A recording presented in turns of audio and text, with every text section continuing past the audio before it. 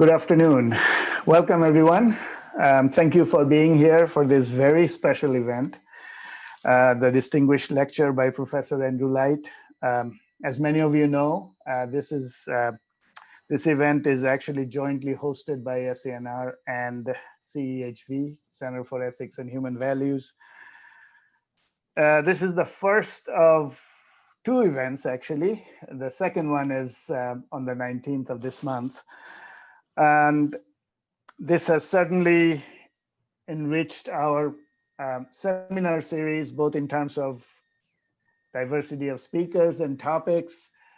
I hope this wasn't a terribly bad experience for CEHV, and we look forward to many more of these events.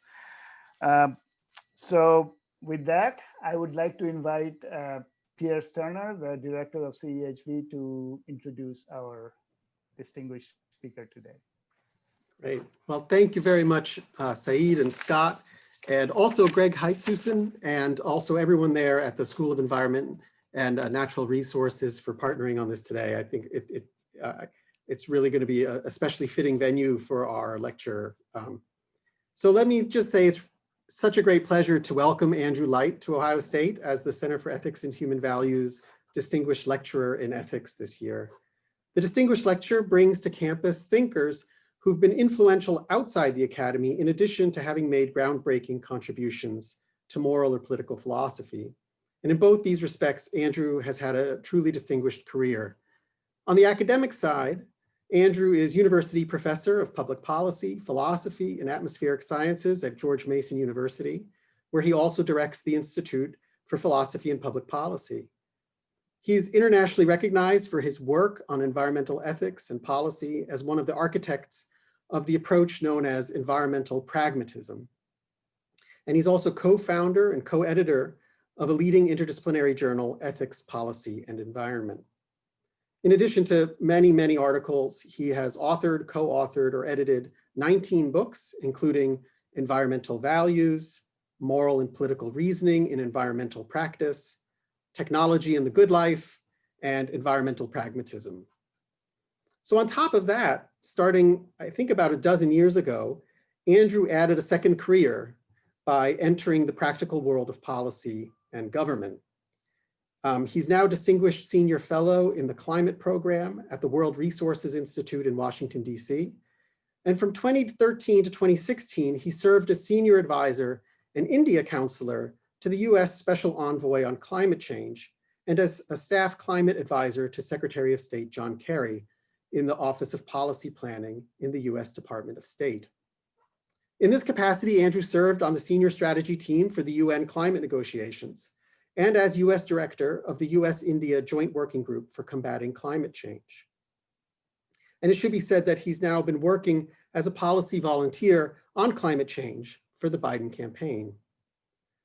In recognition of his work in both academia and beyond, Andrew was presented with the inaugural Elaine Locke Award for Public Philosophy from the Society for the Advancement of American Philosophy, and a separate Public Philosophy Award from the International Society for Environmental Ethics has actually been named in his honor. He has also shared a Superior Honor Award from the U.S. Department of State for his contributions to the U.S. effort on the Paris Agreement. So the Center for Ethics and Human Values wanted to mark the 50th anniversary of the founding of Earth Day with a special event to reflect on how environmental thinking has developed in the last half century. But also the recent election invites us to consider the really immediate challenges and possibilities that now face us. And I really mean this when I say I couldn't imagine a better way of doing either of these things than welcoming Andrew Light here today with us. So before I hand things over, let me just say that our plan is for Andrew to speak approximately 45 minutes. And we encourage all of you to submit questions using the Q&A function at the bottom of your Zoom screen if you scroll over. And so to everyone out there who's watching, I just want to say thank you very much for coming. We really appreciate you being part of this. And thank you again to our partners at SENR who've just been wonderful. And with that, I'm going to turn things over to our distinguished lecturer himself. Welcome, Andrew. Thank you, Pierce. Thank you very much. Thanks to you and the Center for Ethics and Human Values, everyone who works there with you, to Cehv and the School of Environment and Natural Resources, to all of my friends at Ohio State. I was so thrilled when you asked me to do this, and indeed honored. I think you know that the community that you've built there and created with the department and school, and such incredible institutions like one of my favorite in the world, the Bird, Polar, and Climate Research Center, which I think is one of those amazing institutions that we have climate related in the United States, actually on the planet. I've often said to my students that the amount of information, the ice core samples there in that sort of building right off of main campus has got more information than all the libraries in the world. It's just an extraordinary place. So I wish I could be there with you all. It's unfortunate that I can't, but I'm very excited, especially given the context of the election and seeing the changes that I think we're going to be seeing very soon, and in fact, in some ways already, with respect to the US engagement on international climate policy. And when Pierce and I were talking about the title for this talk, I said, well, let's title it as Re-engagement with Paris, because I want to be hopeful about this, and we'll see if we needed to change it, but we didn't. So that's very good. And we'll talk about what that means. So let me just share my screen with you. We'll get started.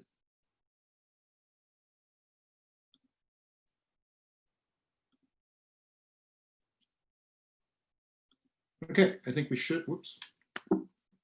There we go. Okay. So what I want to talk about this afternoon is the process that we went through to create the Paris Agreement, and how it was an advancement over the previous climate agreements that the world had tried to create for this truly global problem. One of the refrains that you have often heard in the United States politically, and usually thought to be kind of a negative claim, is that the United States can't solve climate change alone. So if the United States is going to have bad impacts from climate change, then well, we can't do that without the rest of the world. And so why should we try? Well, the why should we try is the false part, because there's a lot of harm that's happening. And as someone who's trained in philosophy, I have acute understanding of that harm in multiple different ways. But also, but the premise is actually true. And no one would deny that for a problem like this, for the complexity of it, that you absolutely need a global agreement. And that's exactly the kind of policy work that I've been engaged in for about the past dozen years, as Pierre said. So in order to do that, in order to understand the importance of the Paris Agreement and why the fact that President-elect Biden has said that he's going to get back into the agreement on day one, on January 20th, on Inauguration Day, one of the first things that we expect that he will do will be to rejoin the Paris Agreement, and why that's important and what that will entail, other than just simply sending a note to the UN Secretary General and saying the United States intends to get back into the Paris Agreement. We need to understand its history, why it's an improvement over past agreements, why it is, I still believe, the best agreement that we could have negotiated to deal with this global problem, why it can still provide the solutions that we need on the problem, and then lay out some of the things that President-elect Biden and Vice President-elect Harris are going to need to do in forming their new government and executing different plans in order to truly get the United States back into a position of global climate leadership and domestic action that's sufficient for the United States to respond to the problem. So the way I'm going to do that is we're going to go through part one is how we got there. Part two is, and I mean by this, what is the history, right, of how the other agreements that came before the Paris Agreement. Secondly, why Paris was different from the agreements that came before, and why I do think that it has the kind of potential that it does have. And then finally, the path forward. So with the clear signal that President-elect Biden is going to put the United States back in the Paris Agreement, then how do we move forward from here? So how we got there. So this is a literal picture of something called the UN Framework Convention on Climate Change. This is the main international body that was created in 1992. And I'll give you some more detail on what the parts of it that were created, and especially the important for understanding some of the really important moral dimensions of the problem that we're trying to be solved with the creation of this global agreement. But this body was created in 1992 to basically form something like think of it as like a global legislature where every signatory government of the world, which is 193 parties, comes together and tries to create some kind of vehicles for reducing emissions, and coming up with a notion of how we're going to distribute reductions in emissions so that we can achieve predetermined or negotiated temperature stabilization goals that will avoid some of the worst harms of climate change. And I'll lay that out in some careful steps in just a second. And the reason I put 92 to 2015 at the bottom there is 92 is when we started, 2015 is actually when we finished negotiation of the Paris Agreement. And as Pierre said, I was part of the US delegation as one of the senior climate officials at the State Department when that happened. If you look at the objective of that 1992 convention, and this is very typical in kind of the UN world, that you create an overarching framework convention or overarching body, and then it produces, right, at different intervals, and hopefully it only has to do this once, but often it does take a few tries, a binding agreement or a convention or an accord or something that does that. The most successful, for example, environmental agreement, in fact, some would argue one of the most successful international agreements of all time, the Montreal Protocol, which is how we dealt with the problem of the ozone hole, was created by the Vienna Convention, which preceded it, and then parties came together under the auspices of the Vienna Convention, created the Montreal Protocol. The objective of these conventions it sort of basically gives you a level set on what you're trying to do with a process like this. And if you look at Article 2, objective of the Framework Convention, it's very clear, or somewhat clear. The ultimate objective of the convention is stabilization of greenhouse gas concentrations in the atmosphere at a level that would prevent dangerous anthropogenic interference with the climate system. So that's clear in terms of the language. But the big problem is, when do we hit dangerous anthropogenic interference? This is in fact a value proposition. This is a proposition that you don't just get from the science. It's one where you try to sort of figure out how much harm can we tolerate, and then how much responsibility we're going to take on to prevent future harm. So to illustrate that, I'm just going to show you a quick picture here. This is from the Intergovernmental Panel on Climate Change fourth assessment report, and that's the scientific body that was put together alongside the Framework Convention on Climate Change to do these annual reports of what's the state of the science, what's our understanding of the science of climate change, what are the impacts that it's going to have, and what are mitigation options. It doesn't do new science, it basically reviews existing science and then tests certain particular notions with some common model runs in order to come up with recommendations to the governments that support this process. So we'll need to go into details here. This chart basically, just think of it this way. It tells you what we all know in great detail now. Climate change is going to affect everything, just about every part of the planet. Here we've got water, ecosystems, food, coast health, and all these different parameters of things that will get changed, as the temperature goes up. It doesn't all change at the same time. It doesn't all change at the same rate, but it all does change. And the rule of thumb is, the hotter it gets, the harder it is to undo some of the harm that's going to be done by climate change. We started negotiating basically this question in 1992 of what counts as the point at which you exceed dangerous anthropogenic interference, on thinking about like the possible impacts of climate change on a chart like this. So is it 4 degrees, and we usually use Celsius when we're talking about this, 4 degrees Celsius over the pre-industrial level? Is it 2 degrees? Is it 1 degree? It took us a long time, years and years of negotiating this, but effectively in 2009 agreed that it was 2 degrees Celsius over the pre-industrial level is the line. So around here. In 2015 in Paris, the countries that are most vulnerable to climate change, small island developing states, the least developed countries in the world, particularly those who are, they're either at or near or even below sea level parts of their country, sort of said 2 degrees is too much. In fact, what we really need to do is try to stabilize at 1.5 degrees Celsius over pre-industrial levels.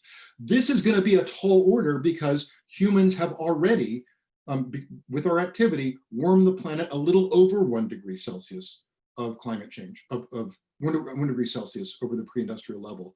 So what we all agreed was sort of the threshold we optimally want to get to when we finally execute all of everything we aim to do under the Paris Agreement, which I'll explain later. We're nearly there. And it gets even actually worse because we're nearly there, kind of around the corner. If you're into climate change and you don't look at the annual Met Office in the UK, their annual 5-year mean forecast on where we're going to be on climate change. Really should. Something I look for every January, February of every year. So this is the most recent one. And what they do, this is, if you look at the models that the IPCC and other climatologists use, essentially a lot of the models that we've produced over time are sort of take a predetermined input set based on population, technology change, how much we think people are willing to do on climate change, and then puts that into a model, then figures out to the best that we can projections of what impacts that will have in the world on different sectors and different things like that. The United States has a process called the National Climate Assessment that is supposed to do this every 5 years. I was part of the last US National Climate Assessment, which was released by the Trump White House in 2018. And if you look at that, when we apply some of these climate models to every sector of the United States and also to every region of the United States to see the impacts, what's being done with this Met Office is actually a little bit different. This is something kind of more like a weather report. You're using some modeling, but you're inputting into the model what have been the sort of the patterns that we've seen on temperature increase and the acceleration of the production of greenhouse gases. And you're kind of projecting out 5 years into the future, what's that going to be? The results from the last one is it looks like within the next 5 years, we're expected, and this is the sort of the middle model run, or the 5-year mean. So that's the A1 there. It'll be 1.15 C Celsius to 1.46 C above pre-industrial levels within the next 5 years. So we've seen these increases. 2016 was the biggest year in terms of temperature increase, but the projection is here will likely hit another record year within the next 5 years. And in fact, we have a 10% chance, according to the study, of having one of those years actually exceed 1.5 degrees Celsius. I hope we don't make that. It will not mean that we've blown through the Paris Agreement, because Paris Agreement wants to, as we'll see, stabilize the global average at 1.5, but it'll mean that we are really edging close to where we want to be. And that's why we really need accelerated climate action. And that's one of the reasons why I think it's great the United States is getting back in the Paris Agreement.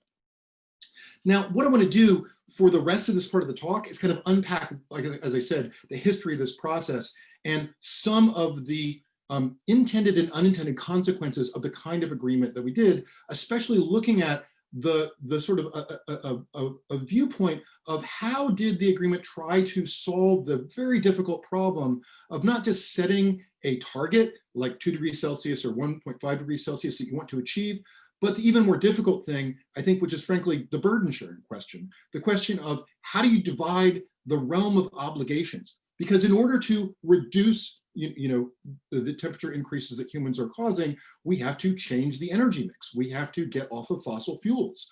We have to start putting out non-fossil sources of energy in lots of ways. We have to become more efficient. We have to do lots of things like that. And in 1992, this was really, more or less a kind of this was a self-preservation, but also a kind of an altruistic move, because it was expensive to do these things. It was expensive to shift your energy mix, especially if you were a developed country or a large developing country that was making pretty good strides toward development, like China at the time. To begin to switch away from coal, and now it would be something like natural gas, but getting off of coal and oil and switching to something else. And so in 1992, you get the first stab in the Framework Convention of trying to figure out a formula for which countries were going to reduce their emissions, how much, and on what time frame. So that's that yellow part that's there. And what I want to show you in terms of the text here is, this is the operative paragraph from the Framework Convention. It's Article 3, Paragraph 1, which tries to lay out, like, essentially how you would divide the pie of responsibility. So it reads, the parties should protect the climate system for the benefit of present and future generations of humankind on the basis of equity and in accordance with their common but differentiated responsibilities and respective capabilities. Accordingly, the developed country parties should take the lead in combating climate change and the adverse effects thereof. Now, this has become so iconic in sort of the world of climate negotiations that in fact we only refer to this as an acronym now. And it's that part that says common but differentiated responsibilities and respective capabilities, or CBDR-RC. And while that is never, we go through every year, not just occasionally or so many years, creating new instruments under this agreement, and I'll go through a couple of those before we get to the Paris Agreement, but also going through what's called decision text, which is tons of hours of negotiations and reams of paper and many smaller arguments in closed door rooms where we sort of argue with like different directions we want to go with this in these climate negotiations. And the climate negotiations, I should say, meet every single year. There's a big kind of summit that meets every year, usually for about 2 weeks, where the work that's done through the year like kind of gets down to the final decisions, and you're either creating an agreement or creating a pathway to a new agreement, or fixing some part of the agreement. And then whatever comes out of it, you name it after that city. You'll see that sort of coming up in a second if you haven't encountered it before. But nowhere will you see the parties come together and say, here's what we think are the criteria for CBDR-RC. But many people in the negotiations would say it comes down to basically two things: the physical properties of carbon dioxide as they're relevant to distributing responsibilities for emission reductions. And there's two parts of this. One is the phenomenon of historical emissions. So one of the differences and one of the hardest parts of dealing with climate change is that the primary pollutant here, carbon dioxide, which causes warming, is extremely long-lived. And in fact, if it's emitted in one part of the world, it more or less equally causes the problem all over the world. So you could be a country that's really diligent about reducing your CO2 emissions and shifting to, let's say, renewable energy from fossil fuels. It doesn't necessarily help you where you are at all. So here, the fact is that CO2, depending on where it comes from and how it circulates through the oceans and atmospheric system, can continue, most of it, about half of it will continue to cause warming 50 to 100 years. And some of it, around 20%, can even continue to cause warming for thousands of years. And so think of this, in 1992, most of the emissions at the time are still coming from developed countries, which are the richer countries in the world. They are going to affect developing countries in terms of impacts first, who are less prepared to deal with the projected impacts of climate change at the time. And as we've come to know, are actually happening faster than we even knew in the 1990s. And so the idea was sort of a version of a kind of a polluter pays thing, is that you have a differentiated responsibility based on how long you've been emitting. And since the wealth of developed countries was built in large part about their early adoption and embrace and production of energy from fossil fuels, and that means that most of the warming we're experiencing now, that 1 degree Celsius, is in fact originally was caused by the emissions of those developed countries, so they should go first. And that's the sort of the equity argument that's included in there. The other part of this is one of the most difficult problems with respect to dealing with a problem like climate change. And it's the fact that, the reason that's really difficult to do this problem is, think of it this way: carbon dioxide is, one way of thinking about it, is the byproduct of the engine that has produced historically global prosperity. Now think about that again, right? I've been in plenty of congressional hearings where people said, we're breathing carbon dioxide, it's not harming us, it's good for plants. Yes, but it causes warming, and the abundance of it, in fact, is the result of driving this engine of prosperity, which is basically things like electrification and mobility and all these other kinds of things built on this legacy of burning fossil fuels. And if you're a poor country, especially as Pierre said, a big part of my portfolio when I served in the State Department, and I still continue to do a lot of work on this, was to oversee all US-India cooperation on climate change and clean energy. In fact, I started out my day by zooming into another workshop at the Energy and Resources Institute in New Delhi to talk about the outcomes of the election and what this kind of means for US-India relations moving into the future. And India is a country where you still got hundreds of millions of people who do not have access to electricity. And as a result of that, right, the idea, especially in the 1990s, that a country like that would take on a burden of shifting to non-fossil sources, which were then expensive. They're not anymore. And that's really part of the story, the good news that we can talk about today, that because of those development needs, that ought to count for something in how you distribute responsibilities. So that's CBDR-RC, the realm of that. That's how we dealt with the distributive justice problem in the early days of climate negotiations. How it was implemented, however, is part of the story about the difficulty of forming an agreement around principles like this, and also the success of the Paris Agreement in figuring a way through this problem. Because what this does is it really bifurcates the world of climate change.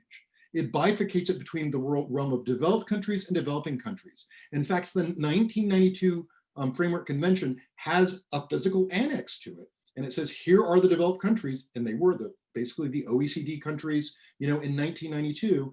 And these are going to be the countries that are understood to be developed for the purposes of the convention. And everybody else, no matter how big, how small, how rich, how poor, you're defined as developing countries. That is going to be a problem because that list has not changed since 1992. Now, in 1997, we came up with the Kyoto Protocol, and the Kyoto Protocol was an agreement that tried to implement and come up with a way of doing the instantiating the principles of the Framework Convention on Climate Change. And what it decides to do is to implement it by adopting what were called top-down binding targets, but only for developed countries out to 2012. So only those countries were supposed to reduce their emissions. All other countries, developing countries, did not have to reduce their emissions under the protocol. It was hoped that they would eventually join to some iteration, Kyoto Mach 2, which would do that. In 2009, and seeing that Kyoto was not working, and I'll show you why it wasn't working in just a second graphically, we adopted what was called first the Copenhagen Accord and then later the Cancun agreements between 2009 and 2010, where it said, let's try something else. Let's try to get countries to adopt bottom-up pledges to basically not come up with one commonly negotiated target for one group of countries, but to see what all countries were willing to do by 2020 if you just let them put out whatever number they wanted to. And the results are really kind of interesting in terms of which kind of architecture is working better. So here is the Kyoto 2012 system. This is the world of emissions in 2005. And according to Kyoto Protocol, 41% of countries, or 41% of global emissions were covered under countries that had to make reduction under the Kyoto Protocol. That does not mean that these countries had to reduce their emissions 41% by 2012, not at all. It said that all of them were to reduce their emissions, 6 to 7%, but 6 to 7% by around 2012. And then you had another group of countries, all the developing countries, or what are called the non-Annex 1 countries, responsible for 59% of global emissions. Now, the United States never ratifies the Kyoto Protocol, even though it was negotiated by the Clinton administration.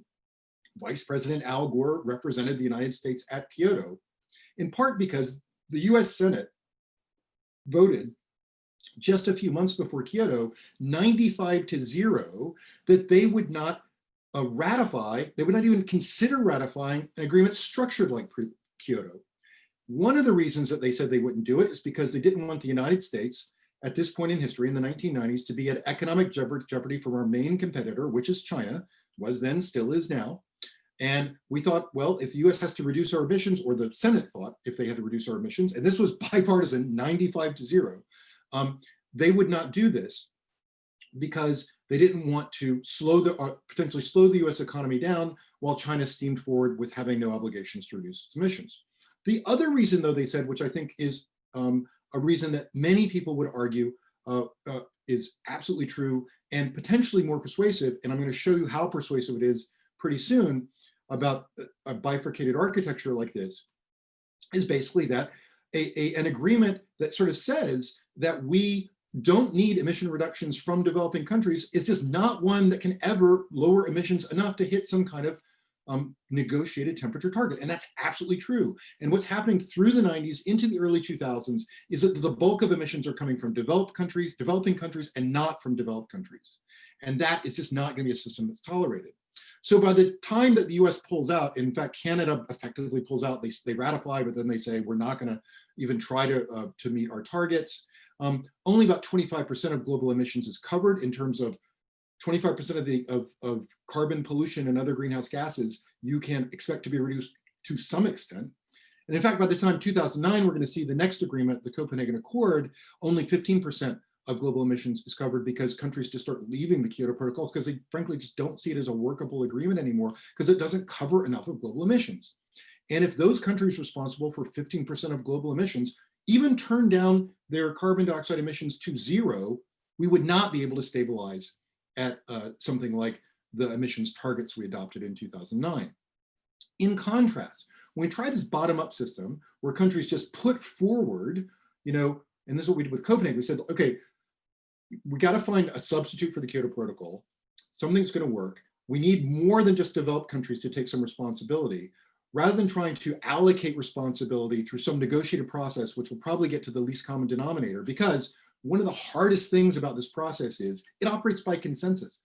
The Framework Convention, the parties of the Framework Convention on Climate Change could never decide on a set of rules for voting. So you go to the UN default, which is everybody has to agree. Makes the US Senate really easy with that 60 vote threshold out of 100. You've got to get 192 out of 192 parties to agree to do something in the Framework Convention on Climate Change. But the results here were much better by just asking parties to put forward what they could do. So basically all developed countries come forward responsible for 41% of global emissions. And then a big chunk of developing countries put together some kinds of pledges, 37%, for a total of 78% of coverage of global emissions. And this is where things start to change. Once you start hitting those upper 70s right there, you kind of actually don't even need other countries to do anything. Because if you can get an agreement that covers that big a percentage of global greenhouse gas pollution, and then get enough ambition out of them in terms of the reduction of their emissions, then you can actually sort of figure out whether you can hit one of those temperature targets. So this is actually just to quickly show you that, in fact, the Copenhagen pledges were all over the place, but they actually were pretty good. So this is a slope from what's called an emissions gap report, which shows you kind of where you want to be in order to stabilize at something like that 2 degrees Celsius target that I mentioned before. This is the reduction in global emissions you'd want to see. By this year, 2020, you would want to basically see that we would have a 15 gigaton gap between where emissions were headed, right, when we were negotiating these treaties, beginning in the 90s, 59 gigatons of carbon dioxide and other greenhouse gases was where we were heading by 2020, and what we needed to get to was 44. And if you look at those pledges under the Copenhagen Agreement, you got to look in that range and do a whole bunch of math and make a bunch of pledges that are on different sectors, kind of harmonize them in different ways, come up with different models of what you can get out of reductions from the forest sector, for example, as well. You could get down to something like an 8 gigaton gap under the best case. And that's when we started to think that something like this bottom-up architecture would be much preferable to the Kyoto Protocol, which many countries preferred, frankly, because some of them like the bifurcation system, the strict bifurcation system under that. One more thing I want to point out about Kyoto and Copenhagen before moving on to Paris. Kyoto, as I said already, it bifurcates mitigation obligations. It says developed countries have to do a reduction, developing countries do not. Copenhagen did another kind of bifurcation. It said everyone puts up a pledge, but it bifurcated the accountability and said that in terms of measurement, reporting, and verification of those pledges, developed countries would have a stricter standard than developing countries. And that's a problem, because when you're doing a bottom-up system like this and you're not commonly negotiating targets, then what you actually need is to know whether or not a country's actually going to do what it says it's going to do. You can't just put up a number. You got to show us how we're going to put up a number. And remember that. That's going to be really important for the kinds of things that President-elect Biden's going to have to do after he rejoins the Paris Agreement. Now, can a system, a global climate system that aims to sort of try to stabilize temperature targets at a predetermined level like 2 degrees C or 1.5 degrees C, can it sustain some kind of bifurcation where either developed countries don't have to do anything, or we really have no insight, or not as much insight, into whether or not they're meeting the targets that they have out there? And the answer is no, and here's why. It's some pretty simple math. Take the top 3 emitters. This is from 2010. China, the US, and the EU. This is after China surpassed the United States by a pretty healthy % of the global average in terms of emissions. And then broken out there is the yearly emissions, or the yearly tons, right, from the US, the EU, and China from 2000 to 2010. And then we take the delta of those and look at them. And what you see is that by the end of the last decade, China is growing at 1 Germany per year, number 8 on this total. And this is the top 20 are 70% of global emissions, the bulk of the world's emissions. So with that kind of growth, you just can't sustain that kind of bifurcation indefinitely. You've got to sort of figure out a way beyond that. And that's what Paris aimed to do. So this is why Paris is really different. So I want to do this in kind of 2 parts. Part 1 is going to be tactics, and part 2 is going to be some of the normative trends. Because again, I'm looking at this through the eyes of someone who's trained in philosophy. And what are the moral trends? What are the normative trends that are starting to change the conversation about how we're thinking about, this question of distributive justice, of how do we divide the pie of who reduces their emissions, how much, and on what timetable. So the first part is the tactics. Looking at this data from what happened in Copenhagen and what happened in Kyoto, we began to see that, all right, that's the formula, is this bottom-up system. But the way we did it in Copenhagen just didn't work really well, because there wasn't any negotiation over targets. I mean, and not a common target, but there wasn't even kind of time to scrutinize what other countries were doing. So the pledges came really late. China, India, and the United States, they didn't put up a pledge till, I think it was like Thanksgiving before the meeting, which happened in December. There's no time for scrutiny, no time for the countries to sit across the table from each other and say, you did this pretty well, but I think you could do more on that. And so there was no opportunity to try to basically, create an opportunity for the countries to even help each other to do more than they thought they could do. And that created just an atmosphere of distrust. And in fact, Copenhagen, you don't even get consensus.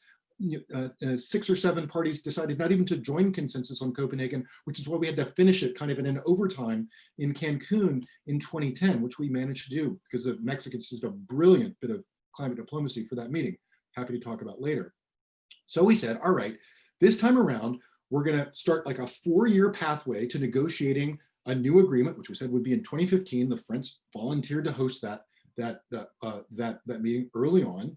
We're going to say we want early announcements with greater opportunity for scrutiny, and we want to try to create some kind of race for ambition, because things are starting to change. This is no longer seen as all pain and no gain if you become a climate champion, but we're actually seeing the price of renewables are plummeting, coming down. They're in the developed world, and now even in the developing world, for example, the price of solar is cost competitive with all fossil fuels. And so with those kinds of trends changing, we begin to see an opportunity where countries could actually show bigger ambition, even to potentially support each other in doing so. So in the first meeting that I actually represented the United States in, the 2013 Warsaw meeting, we created this vehicle called Intended Nationally Determined Contributions. And they said, if you want to be part of the Paris Agreement, you've got to put up a commitment. And again, this is going to be really important for what Vice President or President-elect Biden is going to have to, what the challenge he's taking on in rejoining Paris. But if you want to be part of the Paris Agreement, then 9 months before we get to Paris for those 2 weeks of negotiations, you've got to put forward a pledge. And we also said to make this kind of a place where countries could really show ambition, we're going to have the pledges themselves will be non-binding, but they will be bound in your national interests, which is really important for giving countries motivation for sticking to them. But we're going to make those measurement, reporting, verification, the things I talked about earlier, which were bifurcated under Copenhagen and Cancun, those will be unified. We'll come up with, as best as we can, one system for everyone and make those binding so that we know what everyone's able to do. We know how they aim to do it. We know if there are problems that they're having in terms of their domestic circumstances. Now, we begin to see there's a race for ambition, and this was one of the last high moments of US-China relations, let alone relations on climate, when the United States and China secretly negotiated a deal and announced over a year before the Paris Climate Summit in December 2015 in Paris, the top lines of our target. And this was a breakthrough. It's hard to really explain this unless you sort of lived in this world as long as I have. But think of it, like this is a world of antagonism with each side sort of saying, the developed countries saying, you guys are not doing anything, you're not doing enough, and the developing countries saying, but you caused the problem. The warming we're seeing now is because of you got rich fastest or first because of your use of fossil fuels. And the US and China kind of represented these two antagonistic sides of this debate. And what we managed to do was to get the two presidents of these countries to stand shoulder to shoulder in Beijing and announce to the world that they were going to put forward very ambitious targets, the US to 2025, China to 2030, which is totally allowed under the agreement. In fact, most countries, including the EU, some of the biggest climate champions of the world, their initial pledges are not were for 2030. We can talk about that later. But basically to give the imprimatur, right, of respect to each side and say, this is really good. And then what we created with Paris was not just a one-shot, here's what we want you to do, but a process so that every 5 years, countries come back to the table to enhance or upgrade these what are now called nationally determined contributions, because now that they're in Paris, they're not intended anymore, to upgrade those so that we can get ambition moving forward. This shocks the world, but it has an amazing effect. So if we look at those top 20 emitters again, before the first gavel came down by my good friend Dan Riefschneider, who I served with in the State Department, and he chaired the sort of the group that was put together to form the first draft of the Paris Agreement. Before Dan's first gavel comes down in Paris to start the negotiations, all 20 of these countries had put forward a pledge under Paris, already, equaling what we saw in terms of the ambition under Copenhagen and Cancun, but upping it to 188 countries. So 98.5% of global emissions was covered under some kind of commitment by the Paris Agreement. And that was a game changer. That was astounding. And that really is, I don't think we could see that level of participation from any other agreement. We all in the US delegation room knew what we had right there was an agreement that was better than the ones that we had hoped for to get there. Now, there's all kinds of other parts of Paris on adaptation, on forests, on market mechanisms, tons of stuff we can talk about later if you want to. But these strong elements are there, solving what I think is the most difficult normative question here. If you look at sort of the expected reductions from the Paris Agreement, I'm just pulling them all here so I can talk through it.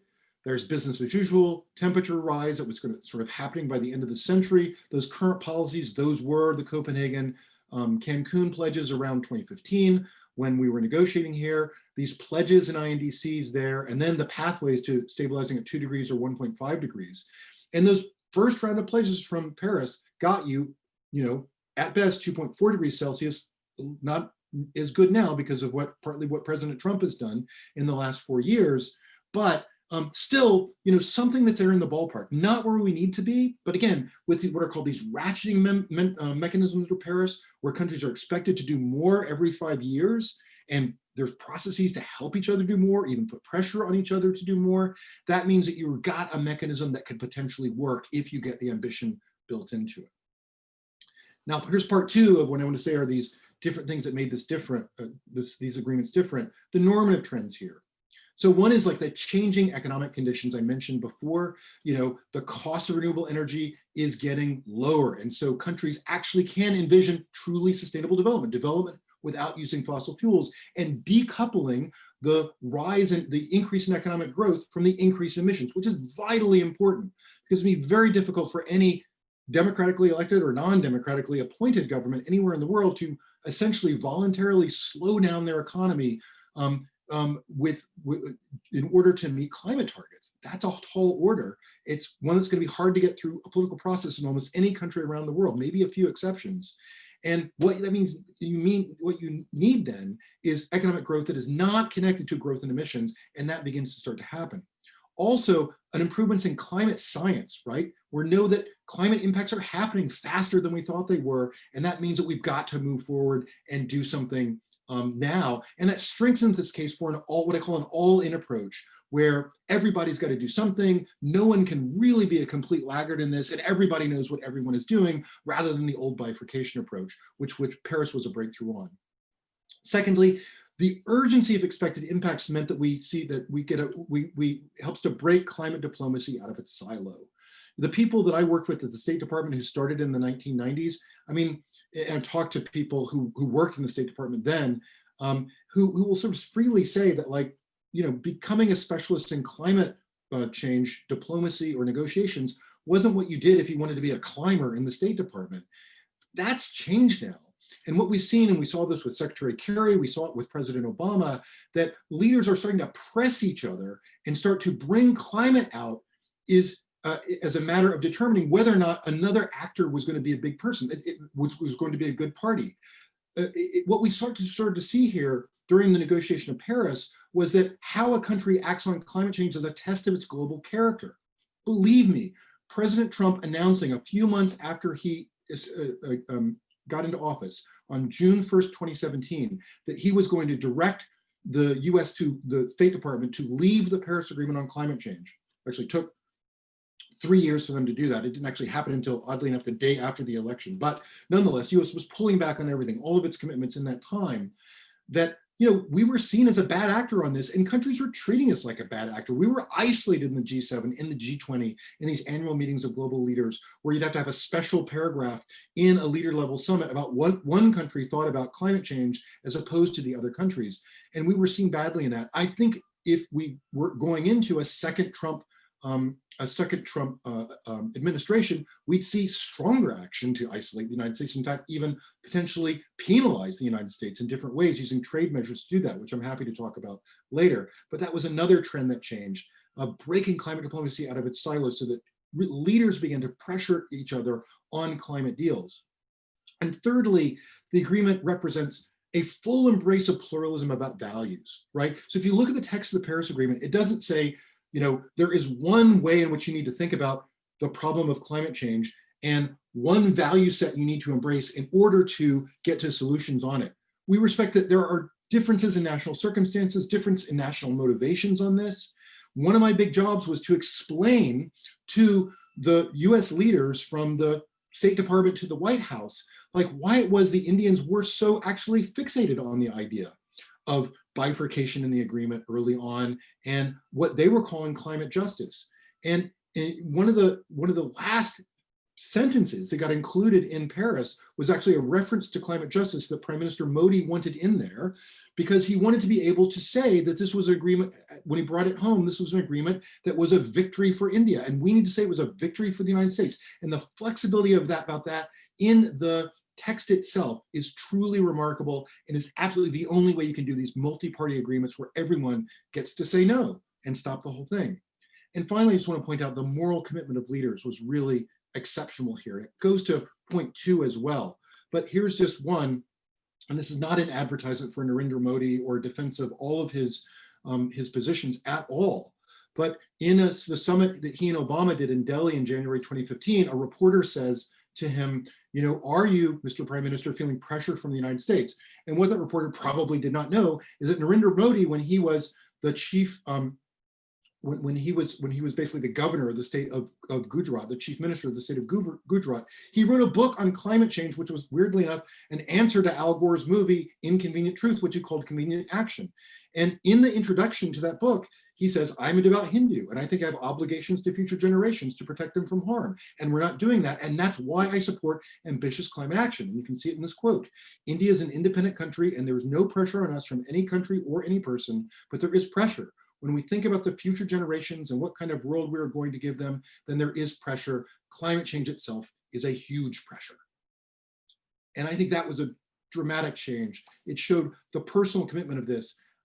I often hear from, brilliant political scientists and economists who want to show me their latest game theoretical, model on how you get an ambitious climate agreement. And I always sort of say to them, this is really important, but what you're not getting is that the identities of these people matters.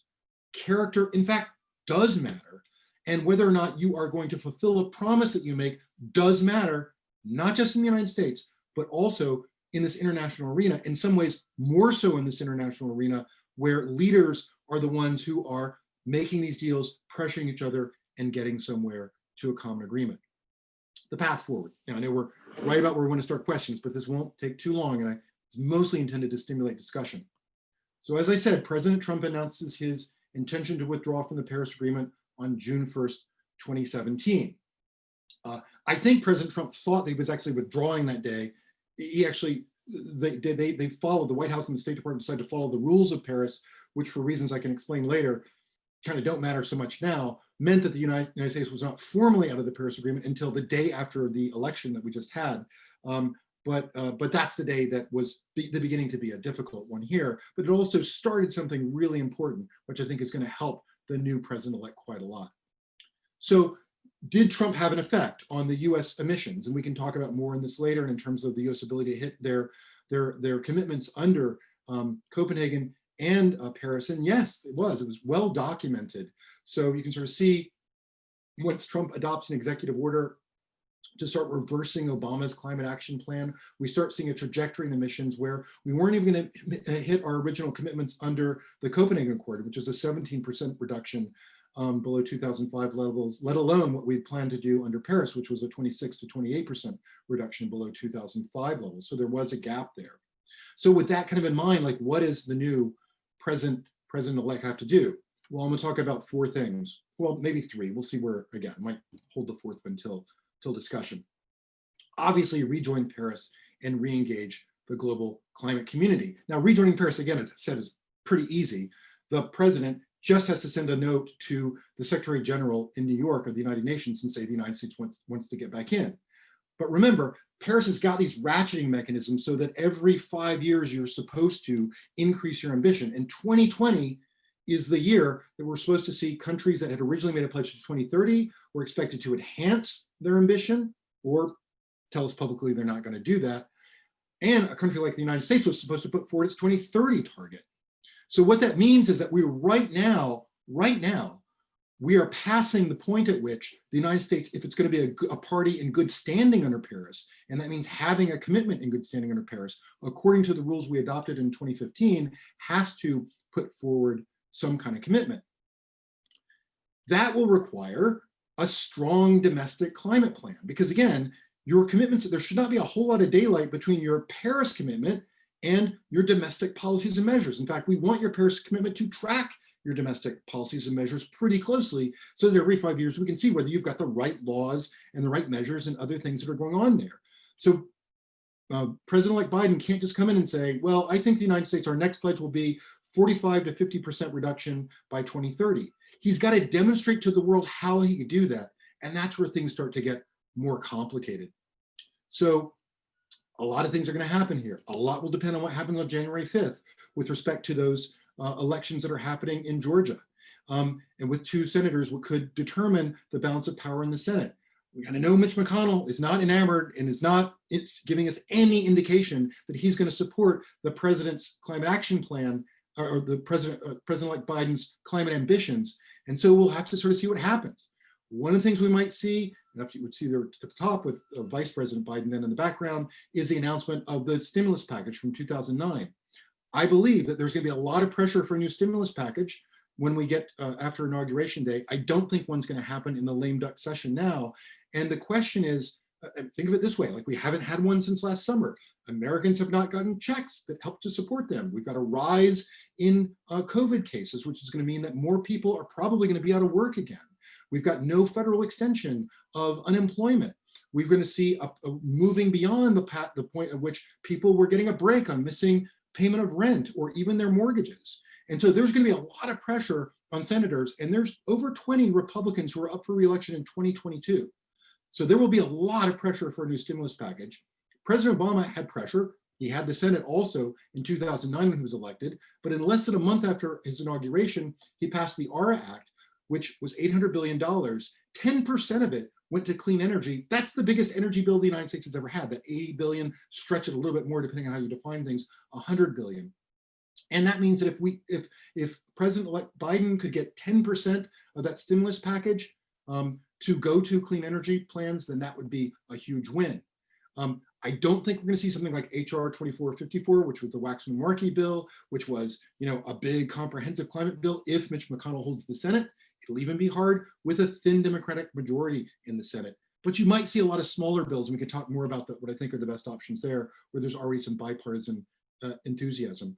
And finally, there is the Clean Power Plan. When President Obama finally said the summer of 2013, Congress is not giving me a substitute for the comprehensive legislation that did not pass in 2010, when they tried to get this House bill done through the Senate. So he did his own plan.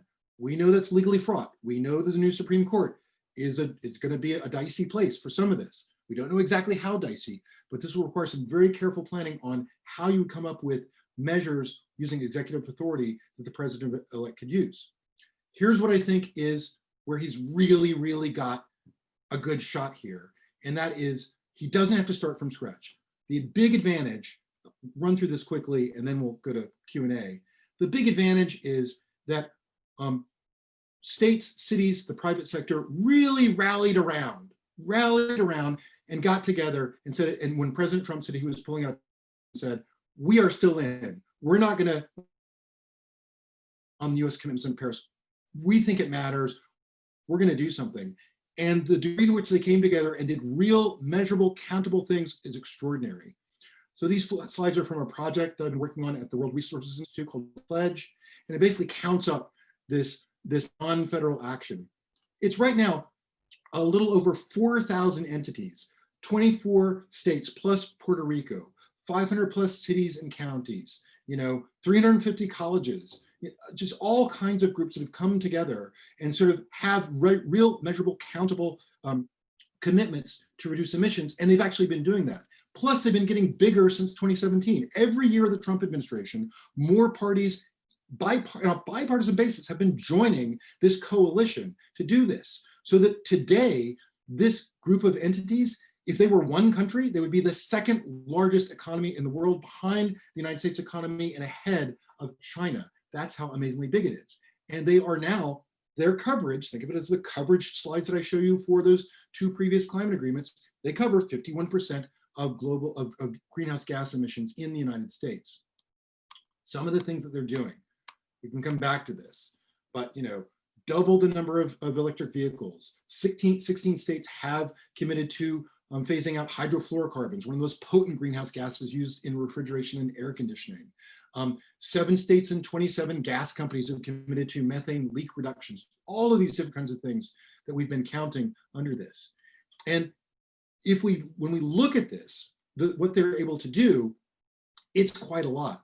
So if you look at that current measures, green bar in the middle, that was 2005 emissions, there's 2017 emissions, there was some projected growth we're going to see in emissions going on out, that by 2030, just those non-federal actors without the federal government doing anything could reduce US emissions 25%. We modeled out a bunch of different policies to increase their ambition. It could go to 37% by themselves. You add in a federal piece on this, it goes to 49, maybe 50% of emissions. And this is where we begin to see the new building block that I think that President-elect Biden can really rely on. If he gets pushback strongly at the federal level, I think he should use a stimulus package and the budget bills, which only require 51 votes in the Senate, and some other measures to feed more resources into these states and cities and the private sector so that they can exercise more ambition, and maybe we can expand the map. That difference between that 25% model and that 37% model is only 5 more states.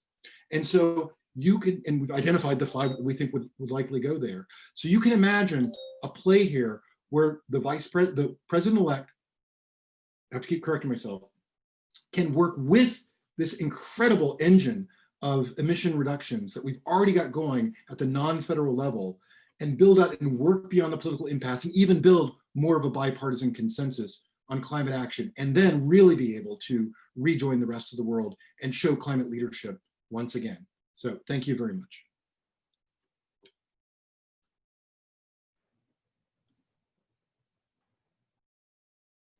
Great. Thank you very much, Andrew. There is let me make sure I get my video back up. There is a lot to talk about in there. I really, I got so much from it. So I'm going to lead with just one question of my own, and we've got a couple questions in the queue, and then I encourage other people to also add their own questions, and we'll get to them.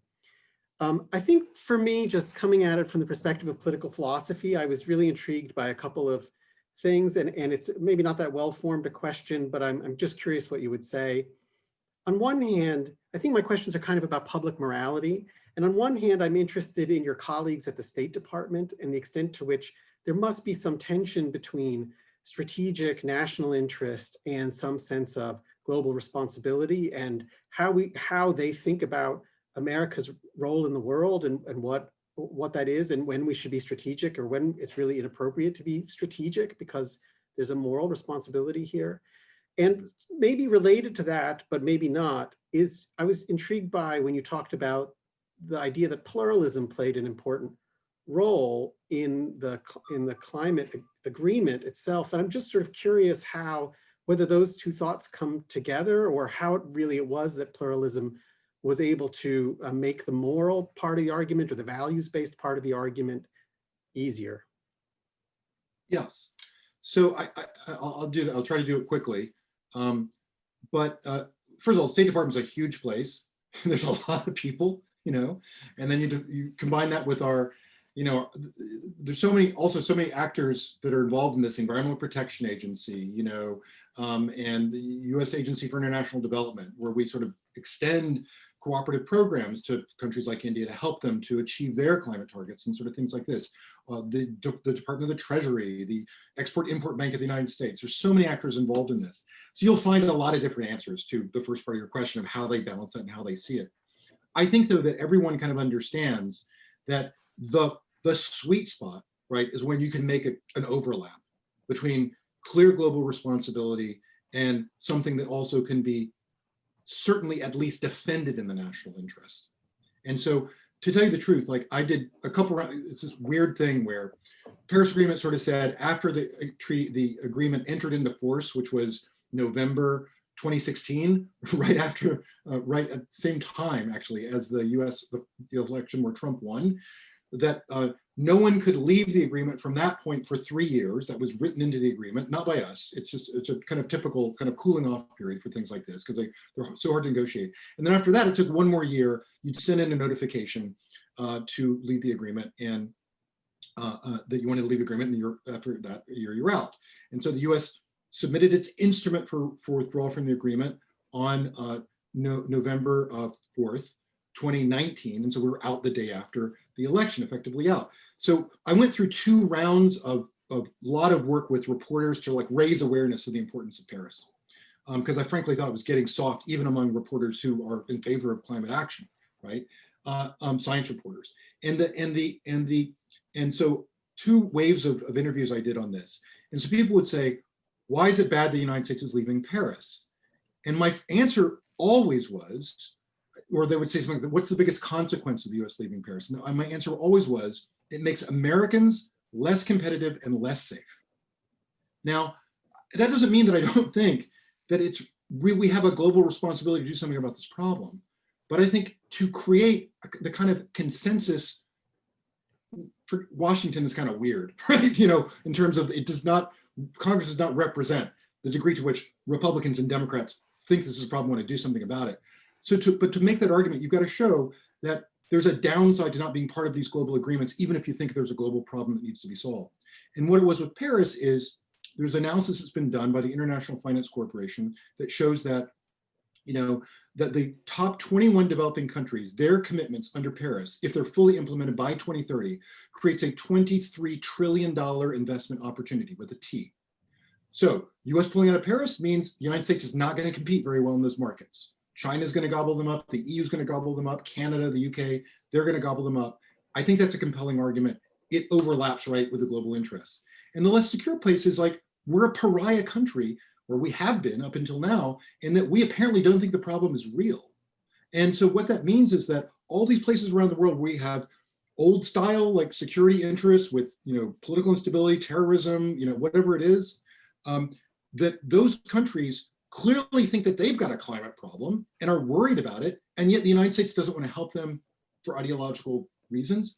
So it makes us less secure because other countries again step in and gobble up that influence. So personally, I think that's fine to do that.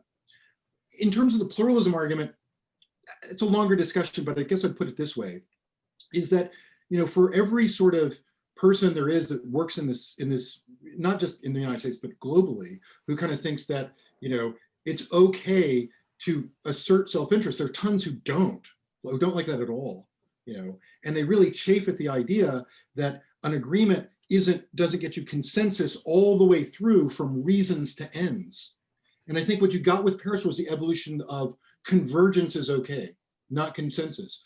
Different reasons for having the same ends, even when it's going to be different parts, right, of the reasons that you're going to point to that are going to be the thing that makes you are able to hold that agreement up and say, this is a victory for our country. So there is actually some overlap in the 2 sides of the questions you asked. That's great. Okay, well, let's jump into the Q&A. Let me start. There are 2 questions about, so you focused a lot on kind of government actors, although at the end there were some slides talking about non-government actors, but there were at least 2 questions about specifically faith communities, and but thinking more, I think more broadly also about non-governmental organizations. Like, what is their role in especially the moral argument here, that you're talking about responsibility and values, and how can they be represented in the climate talks, or at least in the movement more generally, to help push for progress? What do you see their role as? Well, I want to give you some very specific examples of this, because I think you can broadly say, well, a lot of people come to their sense of what's morally right or wrong through faith. And I think that's completely fine, and laudable even. And I think that we in the environmental community must appeal to those kinds of claims in order to make progress on lots of things, which is a very kind of pragmatic play, right? As you said, I'm one of the environmental pragmatism guys, so that's of course where I land on that. But look at some of the examples here. One of the big things that developing countries want is they want help with what we broadly call means of implementation. Some of that's technical assistance, but a lot of it is finance. Now, I think the way to go is look at things like that $23 trillion investment opportunity and use these public-private institutions like the United States to, for example, drive more cheap money into countries like India. That also creates jobs in America. And India has the biggest renewable energy targets, sectoral renewable energy targets in the world. Prime Minister Modi wants to get 450 gigawatts of installed non-fossil energy by 2030, which would put India's energy mix at roughly 50% non-fossil. We want them to do that, right? We want them to succeed, but you're going to drive private capital into that. But, for reasons that go back to the motivations behind CBDR, lots of developing countries want, assistance that doesn't come with ties like that. And I understand it. And one of the things that we created to make Paris possible was the Green Climate Fund, which is like a new World Bank for climate change. And the initial capitalization pledge by the United States was $3 billion. President Obama got $1 billion in. President Trump canceled it. It looks like President-elect Biden will want to sort of make good on that original pledge. Not sure what he will do after that. But the people who were most active in getting that happen were the faith communities. It was the faith community that was running around Washington lobbying for a big commitment from the United States for the Green Climate Fund, and big commitments for things like the Adaptation Fund to help the poorest countries in the world to do something which is not going to get a return on investment. Like, you're not creating an energy market there. And why did they do it? Because they thought it's the right thing to do, and they were motivated for moral reasons that were like, others we've seen around the world in the religious convictions. So I think that's absolutely there. And there is an army of NGOs that have many different kinds of motivations who've been involved in this. And there are all these different kinds of clubs of countries that we created to deal with things that we couldn't deal with in the Paris Agreement. So, I mentioned hydrofluorocarbons and methane towards the end when talking about state action.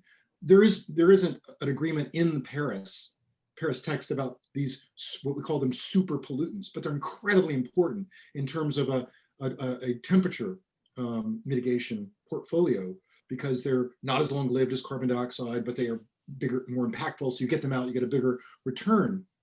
And one of the things that we were able to do is create a bunch of different clubs of countries, not a big universal agreement, but clubs of countries, from 50 to hundreds, supported by the NGO community to go after things like that, where you knew you weren't going to get consensus in Paris, but you needed some other way to do it. And so you had to create a broader community, which include the NGO community, and they're well represented in different ways in these bodies. Great. We have at least more than a few questions that at least mention China in one way or another in terms of their emissions. Yes. So I'm not an expert in this field, but I'll take folks' word on it that their emissions are growing, and they're building coal plants in West Africa. And so how should we be thinking about our, partly our relationship, economic competition with China, and also with just China's own actions with regard to climate? Spot on set of questions. And that was actually the last point that I decided to stop so we could get to questions, right? Was about China. Because I think that is one of the biggest challenges that we have today. There was this high watermark of cooperation with China. We are at a low point in our relationships with China. It's really interesting how that evolved in the election. Is that, think about it this way, Biden and Trump were on different planets when it came to the Paris Agreement. Like I said, I don't even really think the president knew that the US wasn't out of the Paris Agreement until the day after the election. I think, frankly, no one in the White House would have, gone in and said that to him. And then President-elect Biden wanted to join on day one. On China, though, this was one of the few areas in foreign policy where they directly clashed. Who is going to be tougher on China? And in the voluntary work that I was doing for the campaign, it was very clear, right, that was something where they were Biden was really going to compete head to head for Trump. But even going back to the primaries before Iowa, Biden was making a big deal about what you referred to there was Chinese investment in Africa and other countries. It's called the Belt and Road Initiative. It is a monster development project, over 40 times larger than the Marshall Plan after World War II, which is how the US invested to rebuild Europe. And it is, unfortunately, you look at that project right now, so far, most of the investment from China on the energy sector is in fossil infrastructure. So, before COVID and this past year, they weren't really invested in building more coal plants domestically. They're now kind of getting back into that. There's a question about whether they'll actually run them, but we'll see. But they were exporting, their capacity to build plants to other countries because they didn't want to write that off of their books. And it's a problem. It's a huge problem. And one of the things that Vice President or the President-elect Biden has said that I completely agree with is if you look at his climate plan from 2019, he says he wants to put together a coalition of countries that's going to offer an alternative to African, Southeast Asian, even some European, we're called Belt and Road Initiative target countries, offer them an alternative to Chinese coal infrastructure.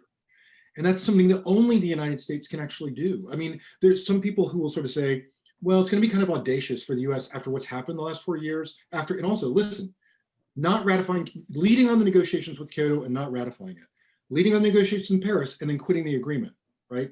We're not, people are going to be skeptical about us coming back in. And so there's some who sort of say, oh, well, the United States has to come in with a sense of humility. Totally understand that sentiment. But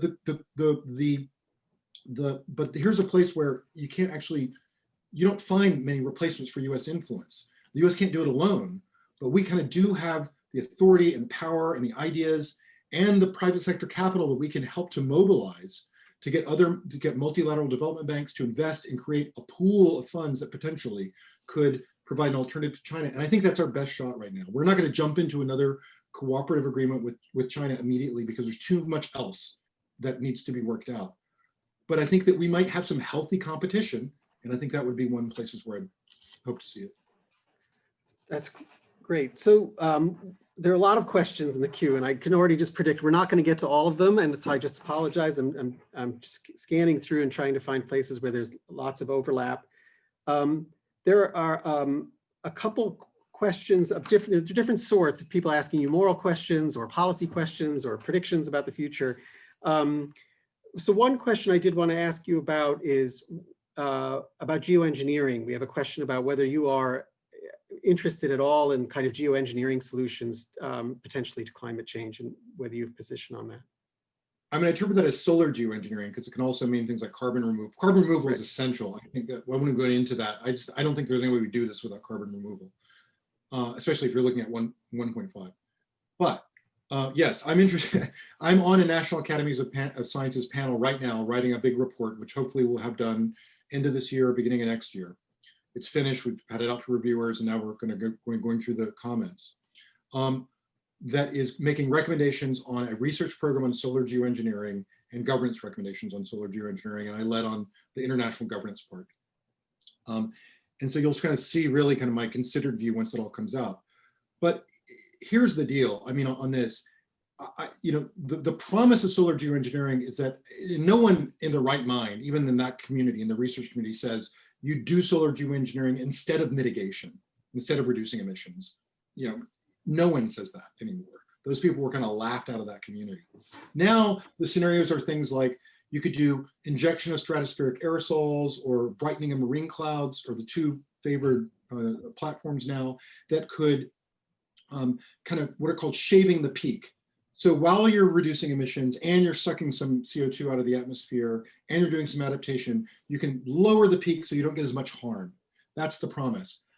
I'm totally in favor of research on this, not because I'm not in favor of deployment. I hope we never get to the point of having to consider deployment, but I'm in favor of research for two reasons. Number one is I think that we need to find out if there's anything to this. And I think you can do this really cheaply for a very small percentage of the amount of money that we normally spend on climate science in the United States to sort of figure out whether or not these things are viable at all, whether you can produce a technology that is predictable and controllable, what you can understand about risk. And we won't know that until we do the research, and no country has done the dedicated research yet. on these systems. And the other thing that reason I want to do research on it is because I want to show that it's hard. I think we need to show that it's hard to do this, because the sad fact of the matter is that even though we don't know a lot about geoengineering, if you had unlimited access to procurement, a small group of countries, maybe a group of countries and some private actors, could spit a bunch of stuff into the stratosphere and just sort of see what happens. And we don't want them to do that because it might cause unintended bad harm. It would certainly cause a crisis internationally in terms of potentially peace. And so the best way to the hedge against that kind of rogue actors, what's called rogue actors scenario, is to basically do some research to show that this is not actually an easy prospect. And I don't think it would be. I think it's a 20-year research project to figure out some of these questions, if you can at all. Great. I think we have time for maybe just two more quick questions. So one, we had a couple of questions about enforcement issues around these international agreements in the way that you were describing. Does that concern you? I mean, what are the penalties if people don't meet their targets? Well, I think so in terms of the Paris Agreement itself, there aren't penalties. There is an article on enforcement that's still kind of in the works, and there's kind of a panel that will be created and some other stuff, but that's still being refined. But there was enforcement under Kyoto. It was a kind of a more of a classic top-down system. And what it did is it excluded you from a market where you could offset some of your emission reductions by building renewable energy plants, for example, in a developing country. And so you could shift some of your burden. And if you cheated, then you were frozen out of that possibility. And it was a way of reducing your cost of meeting your obligations under Kyoto.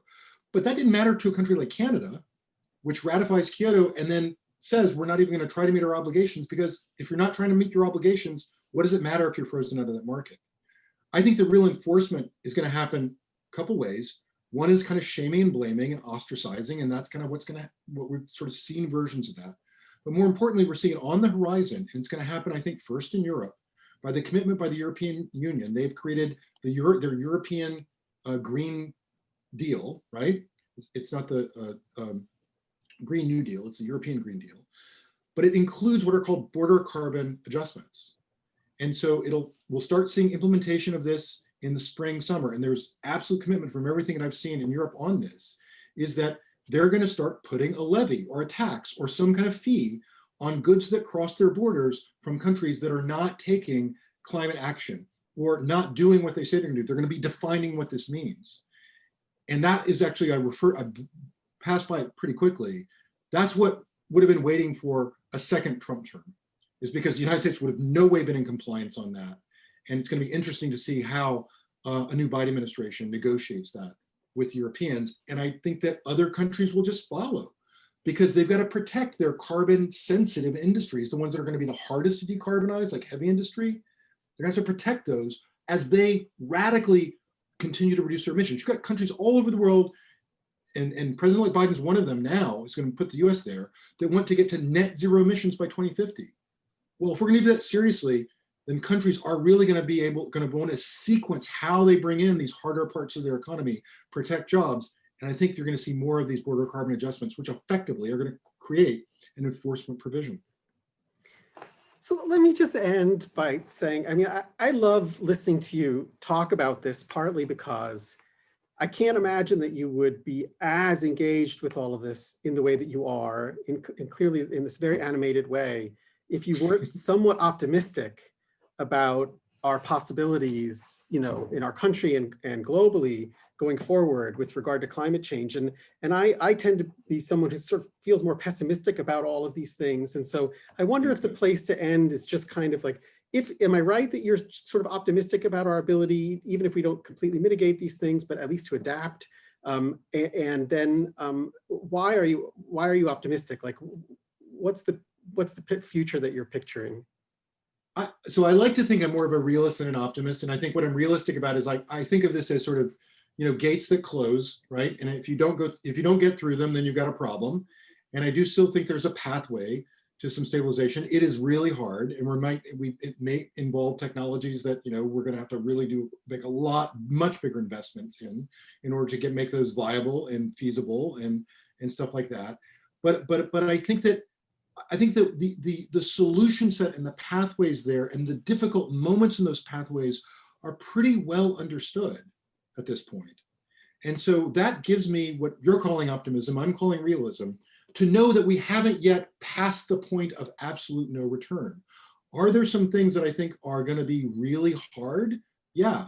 And, you know, one of the things that, you know, I work on is one of the hardest parts of these negotiations has been what's called loss and damage, which is the climate impacts you can't adapt to. And I was there with the US and we were negotiating new provisions to a climate agreement, which people were really kind of amazed that we had to actually begin talking about this, when, especially when you're looking at sea level rise and stuff like that. That is going to require a kind of coordination and commitment to help each other that goes way beyond a climate agreement. It's going to involve migration. It's going to involve, you know, what do you do with respect to what happens when people lose their homeland, lose their culture potentially, if you don't get through those gates quickly enough. But, you know, I do think that these are solvable problems. These aren't, climate change is an existential threat, right? That is the watchword of the Democratic primaries through to the election and how we understood that. And President Biden said it all the way through the debates. I was enormously pleased to see that and even take on some of the harder questions on that and what that means for the United States. But these solutions are not existential. They're not illusory. And I think that if we can find the ways, right, to move forward, because the pressure is certainly there to do that, then I think we can still make it. And that's what gets me up every morning and gets me really excited. And even in the midst of, let's face it, some craziness going on right now, right? You know, continues to get me extremely excited. And one of the reasons it's great to be talking with all of you again and the wonderful work that you do at Ohio State. Well, thank you. I'm really glad you're there doing the work that you're doing. So on that note, let me just say again, thank you so much for coming to be our 2020 Distinguished Lecturer. It's just wonderful having you here. And thanks again to the School of Environment and Natural Resources, our partners there, and for everybody who's in the audience out there. We really appreciate your attendance. So thanks once again, and have a good evening.